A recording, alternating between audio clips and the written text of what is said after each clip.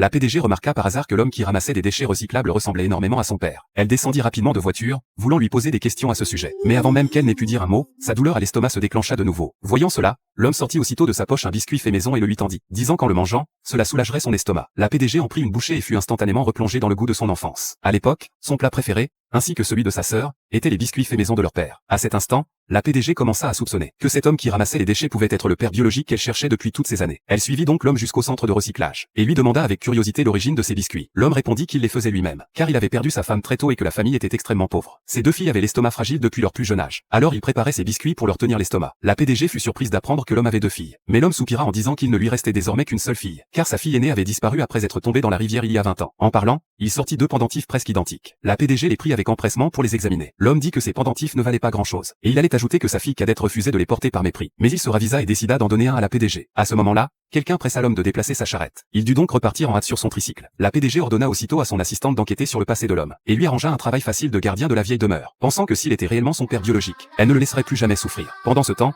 la fille cadette, directrice dans l'entreprise, entendit ses collègues spéculer, se demandant si cet homme qui ramassait les déchets pouvait vraiment être son père. De plus, son riche petit ami avait repoussé leur mariage. Si cet homme était réellement son père, non seulement son rêve d'épouser un riche serait anéanti, mais elle n'oserait même plus montrer son visage dans le milieu professionnel. En entendant les moqueries de ses collègues, la fille cadette se sentit profondément humiliée, ayant honte d'avoir un père qui ramassait les ordures. Elle ignorait que son père avait déjà été conduit à la vieille demeure par l'assistante. L'assistante lui dit que tant qu'il gardait la maison, il bénéficierait du logement, des repas et d'un salaire mensuel de 100 000. Le père fut tellement surpris par cette chance inespérée qu'il n'osa pas y croire, craignant qu'avec son âge avancé et son apparence négligée, il ne soit pas à la hauteur. L'assistante le rassura en disant que l'endroit était très calme et que personne ne viendrait le déranger, puis lui remit la clé de la vieille demeure. Peu de temps après, la fille cadette appela, disant que la maison devait être mise en hypothèque et qu'elle avait besoin de sa signature. Le père lui donna l'adresse de son lieu de travail actuel. Lorsqu'elle arriva et vit le manoir imposant, ses yeux s'illuminèrent, pensant que si elle pouvait utiliser ce manoir pour recevoir la famille de son petit ami, son imposture en tant qu'héritière fortunée ne serait plus remise en question. Elle se rendit aussitôt auprès de son père, le sourire aux lèvres. Après avoir appris que la villa était inoccupée, elle tendit à son père un bon pour un spa, lui disant d'aller prendre un bon bain et de se détendre le lendemain. Puis elle sortit le contrat d'hypothèque et lui demanda de le signer. Pendant que son père apposait son empreinte digitale,